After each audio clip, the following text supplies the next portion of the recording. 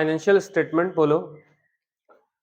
आप financial statement बोल सकते हो या इसी चैप्टर का नाम हम लोग फाइनल अकाउंट बोलते हैं। और एक चैप्टर इसमें मिलेगा विदाउट एडजस्टमेंट, जो हम लोग अभी तक पढ़ चुके हैं। और ये वाला जो चैप्टर है उसमें क्या मिल रहा है आपको, विथ एडजस्टमेंट। यानी कुल मिलाकर के ये जो चैप्टर है कुल मिलाकर के दो ग्रुप्स में बटा हुआ है, चैप्टर 1 चैप्टर 2 ऐसा करके।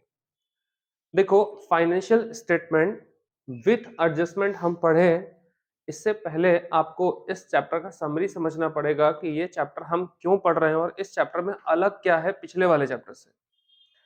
दूसरा चीज है, ये भी आपको याद रहे कि अगर आप फाइनेंशियल स्टेटमेंट विथ एडजस्टमेंट पढ़ना चाहते हो तो इससे पहले आपका विदाउट एडजस्टमेंट वाला जो चैप्टर था आप लोगों का कंप्लीट होना चाहिए, तो ये चैप्टर समझ में आने वाला, अदरवाइज आपको कुछ समझ नहीं आने वाला। अब अगर इस चैप्टर की शुरुआत करें तो इस चैप्टर को शुरू करने के लिए सबसे पहले आपको बहुत ज्यादा, मतलब हद से ज्यादा अगर आपको जानने का जरूरत है तो सबसे पहले हमको अक्रूवल कंसेप्ट जानने का जरूरत है कि अक्रूवल कंसेप्ट क्या था। पढ़े थे हम लोग प्रिंसिपल वाले चैप्टर में, अकाउंटिंग प्रिंसिपल में। अक्रूवल कंसेप्ट किसको बोलते थे, जरा याद कीजिए तो। अक्रूवल कंसेप्ट क्या था? अक्रूवल कंसेप्ट क्या कहता था? कोई भी एक्सपेंसेस या इनकम जो करंट ईयर का है उसको हम करंट ईयर में रिकॉर्ड करेंगे। इसके साथ साथ आप याद करो, हम लोग ये भी पढ़े थे कि इनकम जो हम अर्न कर लिए, वेदर रिसीव्ड और नॉट, हम इन दोनों को रिकॉर्ड करेंगे।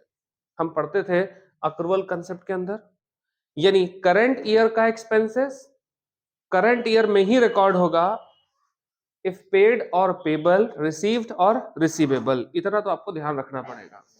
यानी अक्रूवल कंसेप्ट हम लोग बार बार पढ़े थे, तो करंट ईयर का एक्सपेंसेस जो हम पे कर चुके, कहता है अक्रूवल कंसेप्ट, उसको भी रिकॉर्ड करो।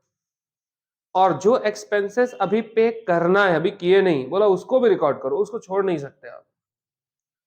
फॉर एग्जाम्पल, अगर रेंट की बात करोगे, 500 रेंट आप पे कर चुके हो और 200 रेंट अभी पेबल है।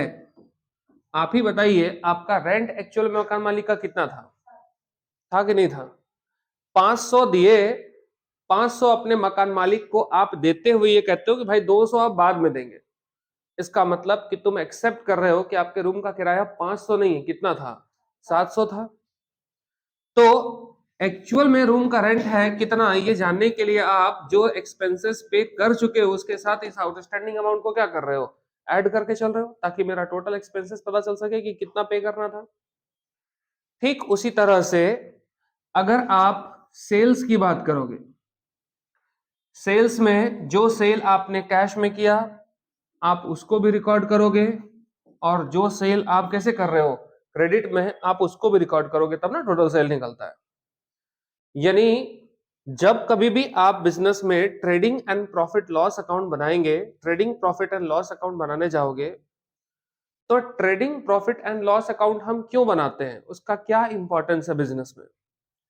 देखो, trading and profit loss account से प्रॉफिट एंड लॉस अकाउंट का रिजल्ट हम लोगों को क्या निकलता है, नेट प्रॉफिट पता चलता है।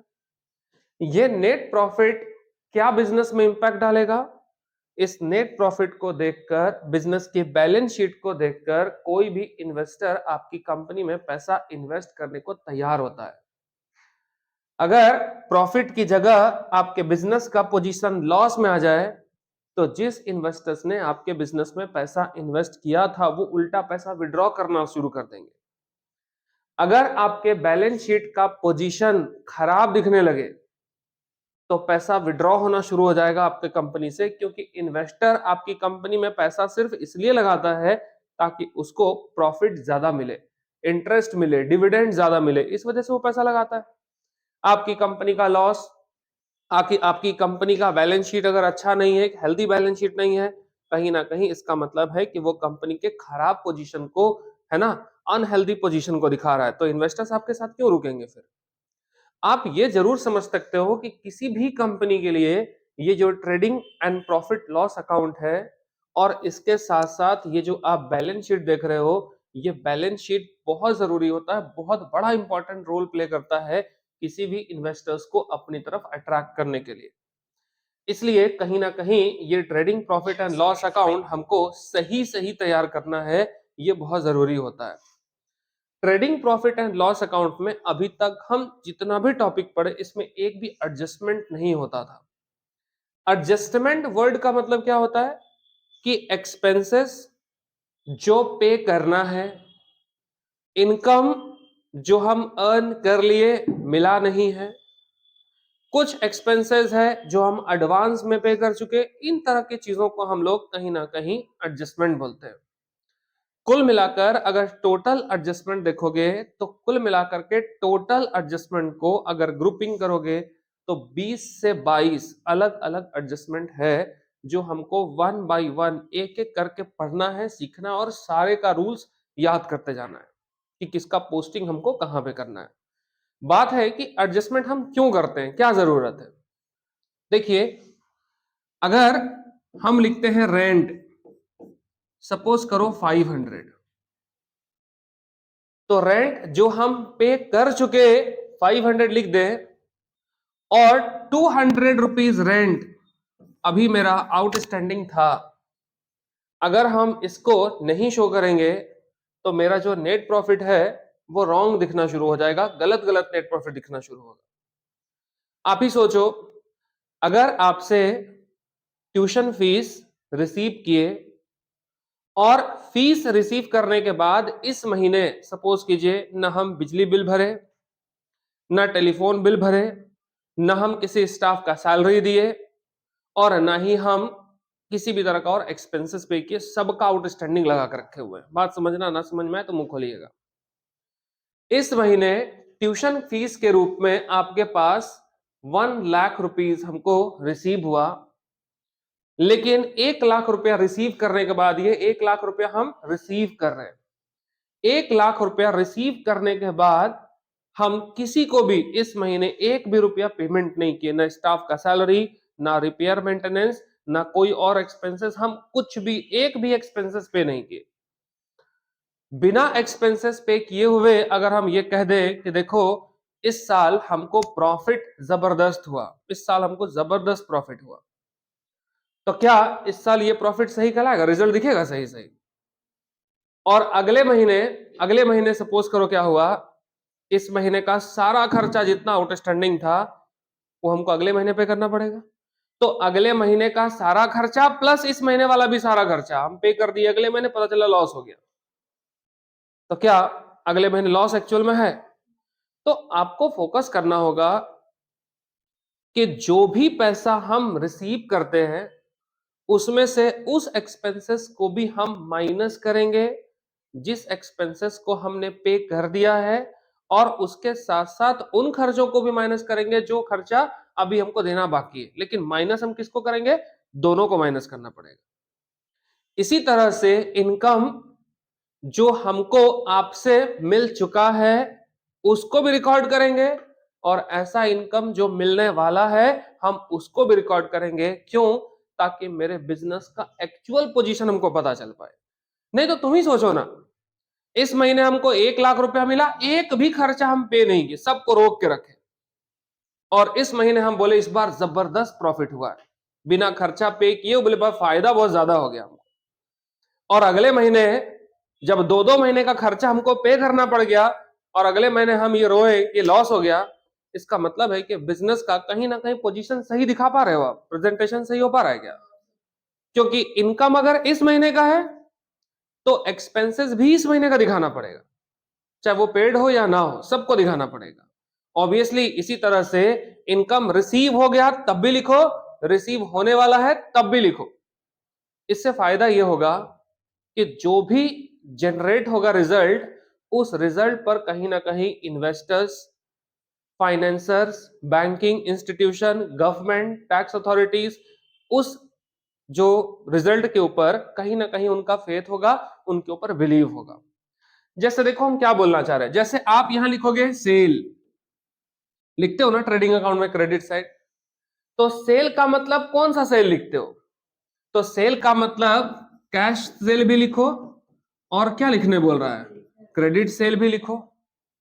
कैश सेल करने से पैसा मिला है, लेकिन क्रेडिट सेल करने से क्या पैसा मिला, लेकिन कहता नहीं दोनों को लिखो, क्योंकि पैसा अभी मिले या ना मिले, अगर आपने गुड्स सेल कर दिया इसका मतलब कि आज ना कल ना परसों पैसा तो मिलेगा मिलेगा। इसका मतलब कैश में सेल किया या क्रेडिट में इनकम अर्न कर लिया गया, ये एज्यूम कर लिया जाएगा। तो हमको क्रेडिट में कौन सा सेल लिखना है, तो सारा सेल्स लिख देना है। तो देखो इसमें पैसा आ रहा है, इसमें नहीं आ रहा है, लेकिन फिर भी लिख रहे हैं कि नहीं लिख रहे? क्यों? क्योंकि अगर हम गुड्स की डिलीवरी हमने आज कर दी, दैट मीन्स है कि वो एज्यूम कर लिया जाएगा कि उसका सेल हमने कर लिया, उसका इनकम हमने अर्न कर लिया, इस वजह से यहां लिखो। अभी होगा बाबू, इसमें होता है पीएल अकाउंट में, ठीक है। इसी तरह से देखो यहां पे ना हम लोग परचेज लिखते हैं, तो परचेज कौन सा वाला लिखोगे, कैश और क्रेडिट परचेज, कहता है दोनों लिखो। इसके लिए हम पैसा पे कर चुके और इसके लिए हम पैसा पे अभी नहीं किए, लेकिन कहता है दोनों को लिखो, कैश और क्रेडिट दोनों परचेज लिखना है। इसी तरह से अगर रेंट आप 500 पे कर चुके और 200 रुपीज बाद में दोगे, तो रेंट कहता है 500 मत लिखो, 700 लिखो, पूरा रेंट लिखो, जो पेड कर दिए वो भी लिखिए, जो पेबल है उसको भी लिखो। क्यों ऐसा करोगे? इससे ये बेनिफिट होगा कि जो मिल चुका है, जो मिलने वाला है, हम दोनों रिकॉर्ड कर रहे हैं। जो खर्चा हम दे चुके और दे देंगे उन दोनों को रिकॉर्ड कर रहे हैं। तो इज इक्वल टू जो रिजल्ट आएगा बिजनेस में, वो रिलायबिलिटी आएगा, कहीं ना कहीं उस रिजल्ट के ऊपर आप भरोसा कर पाओगे कि हाँ जो भी पोजीशन आया, प्रॉफिट आए चाहे लॉस आए, जो भी आए, कोई भी पार्टनर आंख बंद करके उस रिजल्ट के ऊपर भरोसा कर पाएगा। कोई भी इन्वेस्टर्स इस पे भरोसा करेगा, कोई banking, financial institution, tax authority इसके बाद तुम्हारे रिजल्ट के ऊपर क्या करेगा, भरोसा करेगा कहीं ना कहीं। तो कुल मिलाकर हम इन्हीं चीजों को एडजस्टमेंट बोलते हैं। तो एडजस्टमेंट जब भी पूछेगा कि एडजस्टमेंट क्या है, तो कोई भी एक्सपेंसेस या इनकम जो रिसीव होने वाला है, पे होना है, अभी हम एडवांस में दे चुके, आउटस्टैंडिंग है, इनकम रिसीव इन एडवांस है, एक्सपेंसेस पेड इन एडवांस है, इस तरह की चीजों को हम लोग एडजस्टमेंट बोलते हैं। ध्यान रखिएगा किसी भी एडजस्टमेंट का कम से कम, एटलीस्ट कम से कम 2 जगह उसका ट्रीटमेंट जरूर होता है। किसी भी एडजस्टमेंट का, कोई भी एडजस्टमेंट होगा उसका 2 ट्रीटमेंट जरूर से होगा। 2 से ज्यादा एडजस्टमेंट हो सकता है, 3 जगह पोस्टिंग हो सकता है, 4 जगह भी पोस्टिंग हो सकता है, लेकिन 2 से कम का पोस्टिंग किसी कीमत पे नहीं हो सकता। 2 पोस्टिंग कहां होगा? कोई भी एडजस्टमेंट कहां दिखेगा, कैसा होता है एडजस्टमेंट? देखिए आपके क्वेश्चन में एक ट्रायल बैलेंस बनाकर दे दिया जाएगा, एक ट्रायल बैलेंस आपके क्वेश्चन में दिया रहेगा, जैसा कि इस वाले पूरे चैप्टर में अभी होता था विदाउट एडजस्टमेंट में। आप विदाउट एडजस्टमेंट चैप्टर पढ़ते थे, उसमें ट्रायल बैलेंस होता था। इस ट्रायल बैलेंस के अंदर आप याद कीजिए, यहां सेल होता था, यहां परचेज होता था, परचेज रिटर्न होता था, कैरीज होता था, इस तरह का आइटम होता था। लेकिन इस ट्रायल बैलेंस के बाहर यहां आप अभी तक देखते थे तो एडिशनल इंफॉर्मेशन नहीं होता था कभी भी।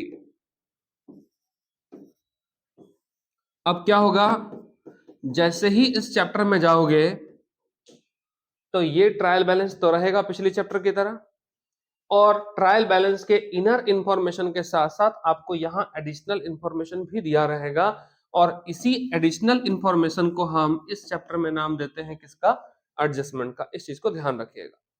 मतलब पिछले चैप्टर का ट्रायल बैलेंस, ये वाला आइटम, ये मिलेगा आपको इस चैप्टर में, और इसके साथ साथ नीचे यहां एडिशनल इंफॉर्मेशन भी रहेगा, 1 2 3 4 इस तरह करके एडिशनल इंफॉर्मेशन रहेगा।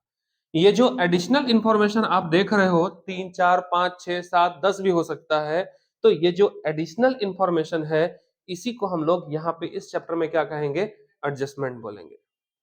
और हर एडजस्टमेंट, जितना भी एडजस्टमेंट आप देख रहे हो, कम से कम इसका पोस्टिंग है ना, कितनी जगह होगा, 2 प्लेसेस पर इसके पोस्टिंग होंगे ही होंगे। हाँ 2 से ज्यादा इसका पोस्टिंग 3 4 जगह भी हो सकता है, लेकिन ज्यादातर एडजस्टमेंट का पोस्टिंग कितने जगह होगा, 2 जगह होगा। सर कहां कहां होगा पोस्टिंग? एक पोस्टिंग कंफर्म है, एक फर्स्ट पोस्टिंग है, trading and profit loss account के डेबिट या क्रेडिट कहीं भी हो सकता है। मतलब ट्रेडिंग का डेबिट क्रेडिट भी हो सकता है, पीएल अकाउंट का डेबिट क्रेडिट कहीं भी हो सकता है। और दूसरा पोस्टिंग कसम खाइए कि बैलेंस शीट के असेट साइड या नहीं तो लायबिलिटी साइड। असेट भी पोस्टिंग हो सकता है, इसका लायबिलिटी में भी पोस्टिंग हो सकता है। मतलब एक भी एडजस्टमेंट हुआ तो पहला काम कि ट्रेडिंग अकाउंट का डेबिट क्रेडिट कहीं भी हो जाए, प्रॉफिट एंड लॉस अकाउंट का डेबिट क्रेडिट कहीं भी हो सकता है। मतलब इस अकाउंट में 1 2 3 4 जगह में कोई फिक्स जगह नहीं है कि उसको कहां पोस्ट करना, लेकिन 1 2 3 4 में से किसी भी जगह पे इसका पोस्टिंग हो सकता है, ध्यान रखिएगा। एक ट्रीटमेंट।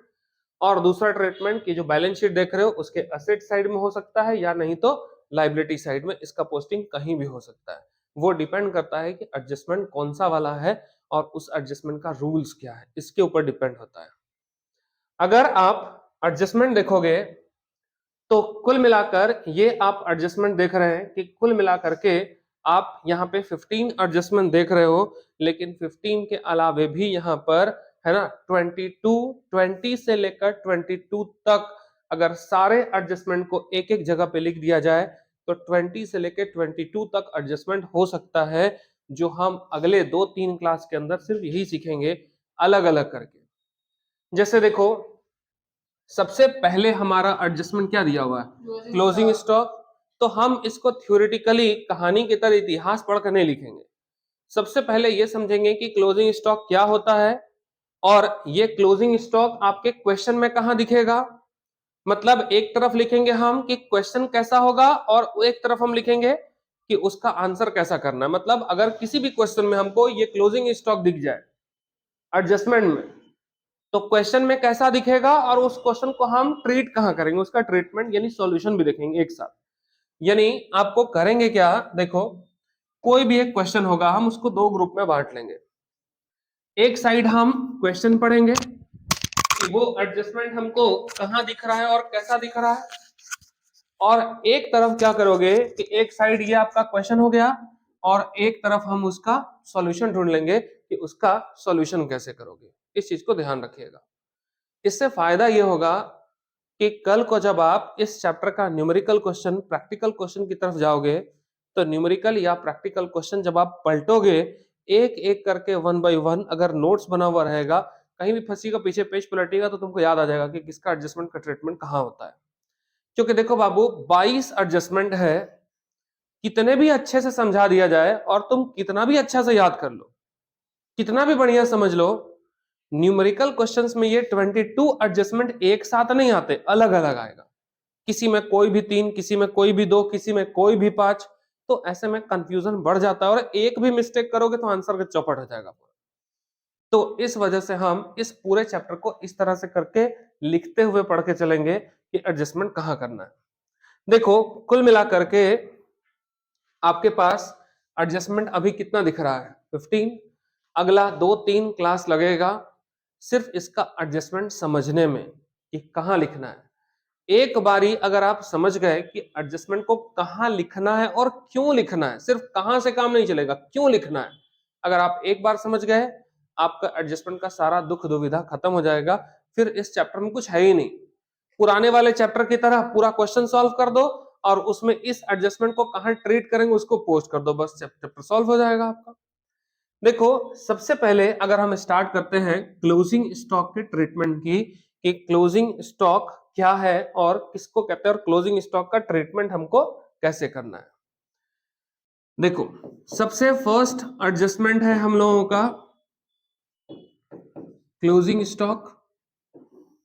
क्लोजिंग स्टॉक का मतलब क्या होता है, स्टॉक एट द एंड, इसको आप बोल सकते हो अपनी भाषा में कि स्टॉक है कौन सा वाला, at the end of the year.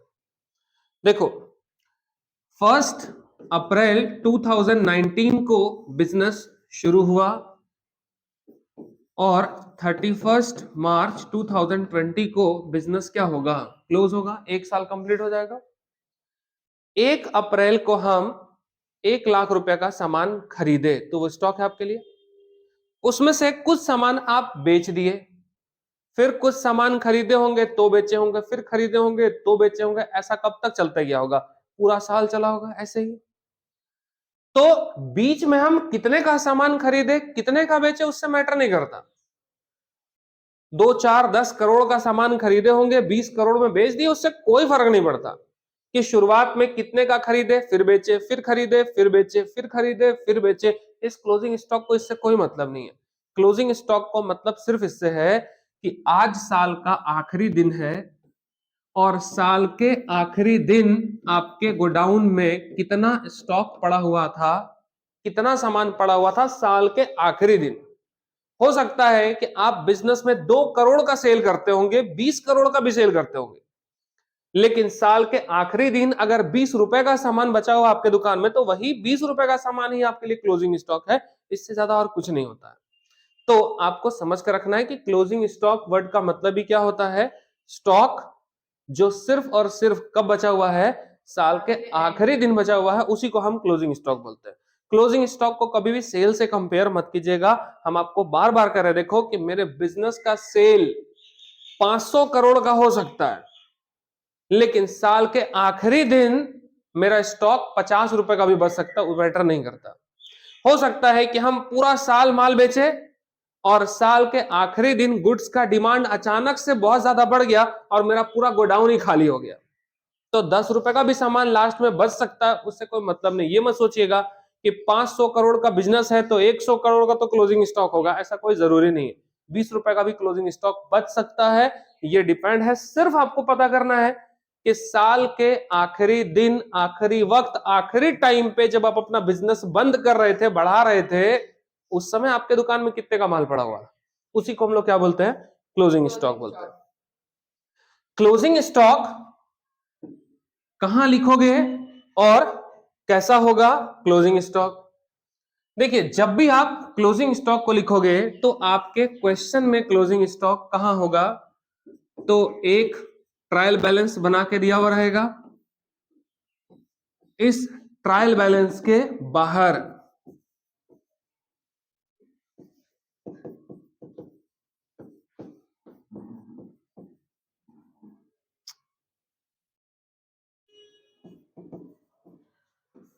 Additional information में यहां पर आपको लिख देगा ऐसे, क्लोजिंग स्टॉक रुपीज, कुछ भी एक अमाउंट लिख दिया, 200, 500, 600, 900, कुछ भी लिख दिया।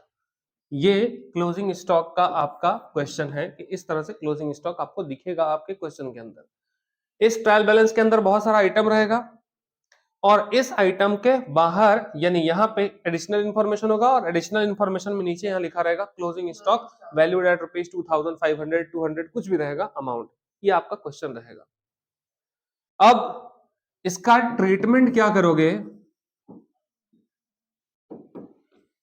इसका सॉल्यूशन क्या करोगे, तो सबसे पहला चीज ट्रेडिंग अकाउंट बनाइएगा। ट्रेडिंग एंड पीएल अकाउंट बनाते हो तो ट्रेडिंग अकाउंट के कहां पे लिखोगे, ये ट्रेडिंग अकाउंट है, नीचे वाला पीएल अकाउंट है। तो सबसे पहला काम कि क्लोजिंग स्टॉक को कहां लिखिएगा, ट्रेडिंग अकाउंट के क्रेडिट साइड में लिखिएगा। ये इसका पहला ट्रीटमेंट है। किसी भी एडजस्टमेंट का 2 काम, इसमें पहला काम कि ट्रेडिंग अकाउंट के क्रेडिट साइड में जाओगे, उसको पोस्ट कर दोगे क्लोजिंग स्टॉक का काम। नहीं, सिर्फ ट्रेडिंग अकाउंट खोलना है। पीएल अकाउंट भी बनेगा, बैलेंस शीट भी बनाना, वो सब है, लेकिन पोस्ट हम सिर्फ इसका पढ़ रहे हैं, पूरा क्वेश्चन का पोस्ट हम एक साथ नहीं पढ़ रहे। तो क्लोजिंग स्टॉक को कहां लिखेंगे, ट्रेडिंग अकाउंट बनाएंगे, ट्रेडिंग अकाउंट के क्रेडिट साइड जाएंगे और उसको हम पोस्ट कर देंगे। यहाँ दूसरा काम है बैलेंस शीट बनाओगे, बैलेंस शीट के असेट साइड में जाएंगे और असेट साइड में जाकर के इसको पोस्ट कर दीजिएगा क्लोजिंग स्टॉक। यानी क्लोजिंग स्टॉक का काम हम 2 जगह करते हैं, याद रखना पड़ेगा, ट्रेडिंग अकाउंट का क्रेडिट साइड और बैलेंस शीट के असेट साइड। अब ये जो क्लोजिंग स्टॉक है ये हमेशा 2 प्राइस पर दिया हुआ रहेगा। क्वेश्चन में जब भी जाओगे क्लोजिंग स्टॉक रहेगा एट कॉस्ट, कुछ भी अमाउंट, सपोज करो 500, और एट मार्केट प्राइस ₹300 ऐसा करके दिया रहेगा। अब हमको पता है कि क्लोजिंग स्टॉक एट कॉस्ट भी है, एट मार्केट प्राइस भी है। अब दो क्लोजिंग स्टॉक हमको लिखना है ट्रेडिंग अकाउंट का क्रेडिट, बैलेंस शीट में असेट साइड, लेकिन अमाउंट हम देखते हैं कि क्लोजिंग स्टॉक का दो अमाउंट दिया हुआ है, तो दो में से अमाउंट कौन सा वाला लिखना है? तो ध्यान रखिएगा, क्लोजिंग स्टॉक का अगर दो वैल्यू दिया हुआ है, एक कॉस्ट प्राइस और एक मार्केट प्राइस, तो हमको दोनों में से जिसका वैल्यू कम होगा उसी प्राइस को हमको क्या करना पड़ेगा? पोस्ट कर देना पड़ता है। जो भी है उसको कम प्राइस पे पोस्ट कर देना है। तो जहां भी लिखोगे पहले देखना कि कॉस्ट प्राइस या मार्केट प्राइस दोनों में से कम कौन सा वाला है, तो 300 है। तो पोस्टिंग ट्रेडिंग अकाउंट में कितने का होगा? 300 ही होगा, और बैलेंस शीट में असेट साइड कितने का पोस्टिंग होगा? 300 ही होगा। तो आपको ध्यान रखना है कि क्लोजिंग स्टॉक यानी इस वाले इसमें हम लोग क्या समझ रहे हैं कि क्लोजिंग स्टॉक क्या होता है? Stock at the end of the year, जो स्टॉक आपके गोडाउन में आपके स्टोर में है उसको क्लोजिंग स्टॉक बोलते हैं। क्लोजिंग स्टॉक का क्वेश्चन कैसा होगा? एक ट्रायल बैलेंस होगा, इसके अंदर बहुत सारी चीजें होंगी, opening stock, purchase, sale, carriage, ये वो सब कुछ, लेकिन हम चूंकि एक ही हम इसकी बात कर रहे हैं तो हमको सिर्फ फोकस इसी पे करना है। हम पूरा क्वेश्चन हर एग्जांपल में नहीं ले सकते, इसलिए ऐसे ट्रायल बैलेंस होगा। ट्रायल बैलेंस के अंदर यहाँ पे क्लोजिंग स्टॉक अगर है मतलब वो एडजस्टमेंट नहीं है, वो एडजस्टमेंट में ट्रीट नहीं होता। ट्रायल बैलेंस के अंदर भी आपको क्लोजिंग स्टॉक दिखेगा। अगर ट्रायल बैलेंस के अंदर अगर क्लोजिंग स्टॉक है तो हम उसको एडजस्टमेंट नहीं कहते, इसलिए हम उसकी बात कर ही नहीं रहे अभी। नहीं बोलिए सर अंदर रहा तो वो एडजस्टमेंट ही नहीं है, इसलिए उस पर बहस ही नहीं करने, उस पर बात करना ही नहीं है अभी। ट्रायल बैलेंस के बाहर अगर स्टॉक है तब वो हमारे लिए एडजस्टमेंट है, अदरवाइज वो एडजस्टमेंट नहीं है। अगर बाहर है तो हम पढ़े भी ट्रेडिंग अकाउंट का क्रेडिट साइड, और बैलेंस शीट में कहा लिखोगे उसको? Asset side. प्राइस कौन सा होगा? अगर दो प्राइस दिया हुआ है तो दोनों में से जिसका भी प्राइस कम हो, चाहे वो कॉस्ट प्राइस हो चाहे मार्केट में, जिसका वैल्यू कम है उसी को हम रिकॉर्ड करेंगे, जो ज्यादा वाला है उसको इग्नोर कर दीजिएगा। तो इस क्वेश्चन में अगर इस टाइप का क्वेश्चन हो तो क्या कीजिएगा? इसको इग्नोर कीजिए। आपको 300 यहां भी पोस्ट करना है, 300 आपको यहां भी पोस्ट करना है।